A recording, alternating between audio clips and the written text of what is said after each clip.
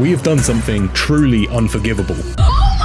Look at a pigeon. Really look at one. Most of you see a feathered chaos goblin with the singular goal of crapping all over our glorious modern world. We call them rats with wings. We treat them like they're some invasive species that crawled out of the sewers just to ruin your windshield. But here's the cold, hard truth that's going to make you feel like a terrible friend. Oh, come on, man. Pigeons aren't a horde of dumb, wild scavengers. They are hundreds of millions of homeless pets. If you see a stray golden retriever in the street, you call a rescue. If you see a pigeon, you shoo it for having the audacity to exist in your personal space. But 10,000 years ago, we were the ones sliding into their DMs. Hey, baby. While our ancestors were busy figuring out that fire was vibes and that wheels were meta, they looked at the rock dove, Where are ya? the pigeon's edgy, cliff-dwelling ancestor, and decided, yeah, we need that. Pigeons were the first birds humans ever domesticated. Before chickens were even a glimmer in a hungry farmer's eye, the pigeon was already the MVP of the Neolithic period. Why? Because pigeons are built like absolute tanks. Most birds just lay eggs, and if the environment isn't perfect, the chicks just expire. Not the pigeon. Pigeons produce something called crop milk. It's a semi-solid, high-protein, high-fat secretion that both the moms and the dads pump into their kids. And it's so nutrient-dense that pigeon chicks grow faster than almost any other bird on the planet. For ancient humans, this meant a self-replicating, low-maintenance, high-protein pantry that lived on your roof. We didn't just tolerate them, we worshipped them. In ancient Mesopotamia, pigeons were the sacred symbols of Ishtar, the goddess of love and war. To hurt one was a literal sin.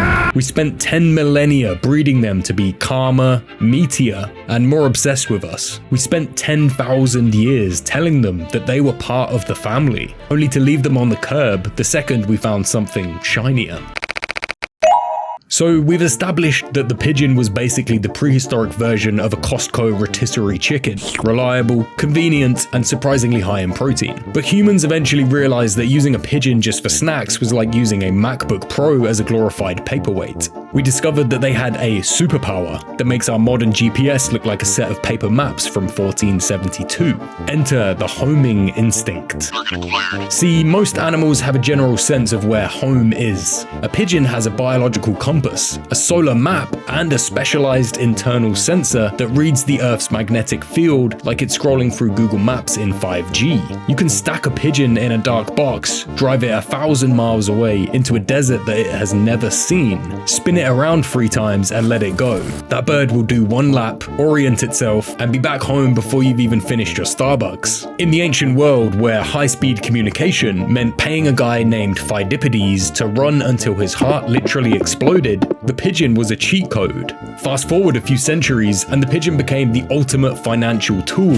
Before the telegraph, the person with the fastest bird was the person with the most money. The Rothschild family, the 19th century equivalent of old money billionaires, built an entire private pigeon network across Europe. Legend has it that they knew Napoleon lost the Battle of Waterloo a full day before the British government did, simply because their birds were faster than the official messengers. Imagine making $1 billion because a bird with a brain the size of a marble outpaced the entire British military. We turned these birds into the backbone of global commerce and diplomacy. We bred them for speed, for endurance, and for an unwavering loyalty to a home that they would fly through storms and hawks to find. We made them the cloud before the cloud existed. We gave them a job, we gave them a purpose, and for 99% of human history, a pigeon was the most sophisticated piece of technology that a person could own. They weren't just birds, they were the internet.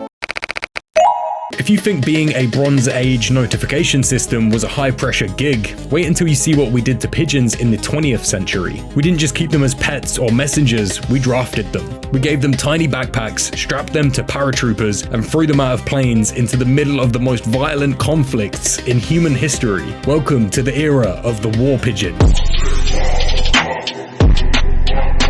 The elite special ops unit that you never knew existed. During World Wars I and II, when radio signals were being jammed and phone lines were being cut by shrapnel, the lowly pigeon was the only thing standing between a battalion and total annihilation. These birds were so reliable that they had a 95% success rate in delivering messages through active combat zones. Imagine flying through a literal wall of bullets, mustard gas, and explosions, and your only thought is, I gotta get this post-it note to Dave. Take Cher Ami, for example. In 1918, 194 American soldiers, the Lost Battalion, were trapped behind enemy lines, and they were being hit by friendly fire because their own side didn't know where they were. They sent 2 pigeons. Both were shot down. Then they sent Cher Ami. The Germans saw her rise and opened fire. She was shot through the breast, blinded in one eye, and one of her legs was hanging on by a tendon. Did she quit? No. She flew 25 miles in 25 minutes, delivered the message, and saved nearly 200 lives. They gave her a wooden leg and a Croix de Guerre, one of France's highest military honors. Between 1943 and 1949, out of 54 medals given to animals, 32 of them went to pigeons. Not dogs, not horses, pigeons. We treated them like royalty. We had pigeon service units in every major military. We literally paraded them through the streets of London and New York. We looked these birds in the eye and said, "You are the bravest souls on this planet." And then the war ended. Imagine you're a war hero. You've got the medals, you saved the battalions, and your face is on the front page of the New York Times. Then, one Tuesday, your boss walks in, replaces you with a literal copper wire, and kicks you onto the street without a severance package. Are you f***ing kidding me right now? That is the vibe shift that hit the pigeon population in the mid-20th century. By the late 1950s, the radio was standard, and the first digital networks were starting to blink into existence. Suddenly, pigeons, our Bronze Age fiber optic, was just a bird. We didn't need their GPS anymore because we were building our own. We stopped maintaining their lofts. We stopped breeding the champions. We essentially fired an entire species and told them best of luck with your job search. But the real betrayal, the moment the pigeon went from loyal companion to public health hazard, happened in 1963. It started in New York City. The parks commissioner at the time, a man named Thomas Hoving, was looking for a scapegoat for why the city's statues were looking a little crusty. He needed a villain. He coined the phrase rats with wings. It was a linguistic masterstroke of character assassination. Over the next few years, a massive campaign was launched to convince the public that pigeons were disease-ridden vermin.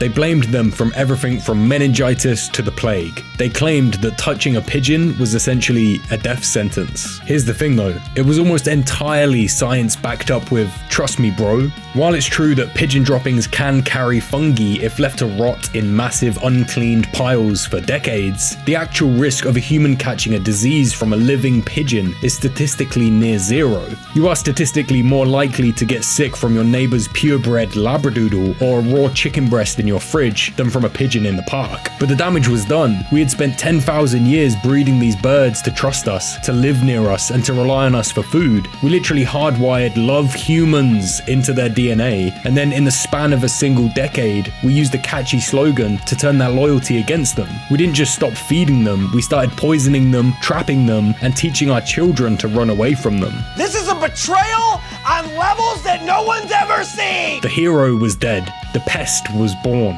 and the most heartbreaking part, they had nowhere else to go.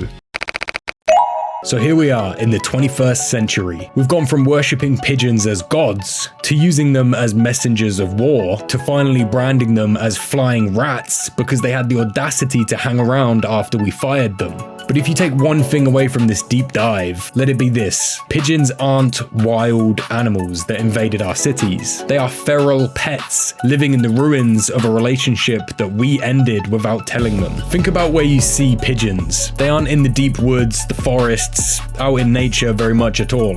They're in the subway, or the fire escape, or under the overpass, because their ancestors were rock doves that lived on cliffs. To a pigeon, a skyscraper is just a really expensive cliff. A subway station is just a very loud cave. We built a world that looks exactly like their natural habitat, invited them in for 10,000 years, and then acted surprised when they didn't leave. And let's talk about their gross habits. People love to point out that pigeons eat trash. Look at that bird eating a discarded Taco Bell wrapper. How uncivilized. Bro, we bred the wild out of them. We spent a millennia feeding them grain and scraps from our own tables. We turned them into biological dependents. Expecting a city pigeon to go out and hunt in the wild is like dropping a French bulldog in the middle of the Serengeti and being shocked when it doesn't take down a gazelle. They don't have wild instincts anymore. They have human instincts. Science has proven that they can pick out a person who was mean to them in a crowd of hundreds. They are literally trying to re-bond with us every single day, and we respond by putting spikes on our windows. If you see a pigeon with missing toes, a common sight in cities, that isn't a disease. That's called stringfoot. It happens because they walk on our dirty streets and get human hair or plastic threads wrapped around their feet until the circulation cuts off. Our litter is literally delimbing the birds that saved our grandfathers in the trenches. The pigeon didn't change. We did. We're the ones who moved on to iPhones and fiber optics and decided that the living, breathing soul that carried our secrets for centuries was suddenly trash. So the next time you're in the park and a pigeon waddles up to you with that goofy, side-eyed stare, don't kick it, don't shoo it, don't call it a rat, just recognize it for what it is. A very old, very loyal friend who is still waiting for us to remember why we invited it over to hang out in the first place. They are our most successful, most ghosted roommates in all of human history.